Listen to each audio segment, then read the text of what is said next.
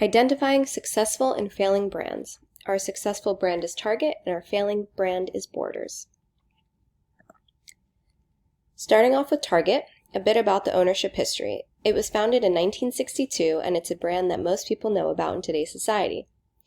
Founded by native New Yorker George D. Dayton, he decided to explore the Midwest markets to grow opportunities. He started Dayton Dry Goods Company, which is today known as Target Corporation. Target is funded by one investor, Pershing Square Capital Management. Target has acquired 10 organizations, most recently being Shipt, a grocery delivery service, Grand Junction, same-day transportation, and Sonia Kashuk, a makeup brand. Finding success.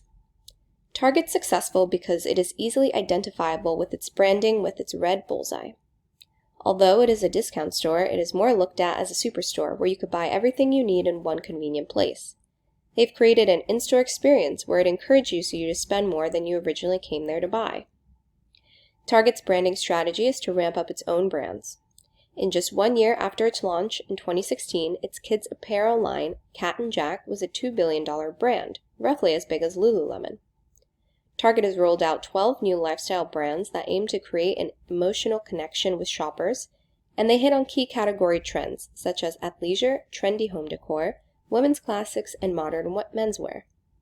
Target is best at borrowing the best elements of department stores and applying it to discount big box, and having unique products for customers to come back to. Target also aligns itself with trendy and big brands such as Casper to get their products in store and make them worthy enough for consumers to pay a bit more.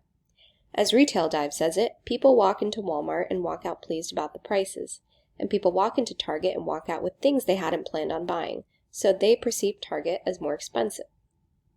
They target a young and millennial audience who's looking to spend money on what they think is worthy. Getting into Borders' ownership history, it was founded by two brothers in 1971 and was considered to be a seller of books, music, movies, and more across malls in America. Borders completed one founding round and raised over $25 million. Borders has one investment, which was Webvan in 1977. On January 12, 2012, Borders shuttered and filed for bankruptcy. So why did it fail? Borders failed for a few reasons, one being that in 1999 it went heavy into CD sales and DVD, just as the industry was going digital. At that time, competitor Barnes & Noble was pulling back as well as developing an online marketplace. Barnes & Noble released the Nook, which was an e-reader. Borders was too little too late in launching their e-reader, named Kobo, after this launch. Additionally, with so many people shopping on online retailers like Amazon for books, Borders could not keep up. Borders failed to identify consumer product and lifestyle trends, introducing candles and stationery, CDs, and DVDs at a time when consumers were moving in other directions. We don't know what they relied upon for insights, but we're sure they weren't real loyalty measures. So diagnosing both brands. Target's doing well because they have identified audience who want to target, and they took measures such as branding Target and creating their own lines to keep customer retention and loyalty.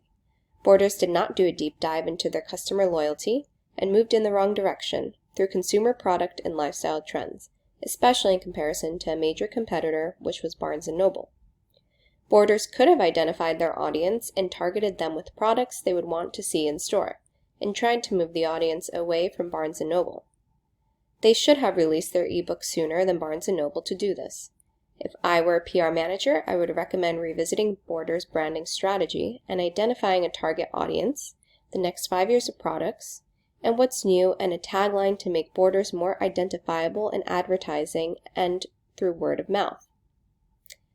I believe government regulation could hurt both brands because their messaging and brand voice would be controlled by the government, which would make it more difficult for brands to self-identify their method of communication. The messaging and the way in which the public receives communications from these brands would drastically shift, so they would have to revisit their KPIs and targeting strategy if the internet were to be regulated. And some sources throughout the next 2 pages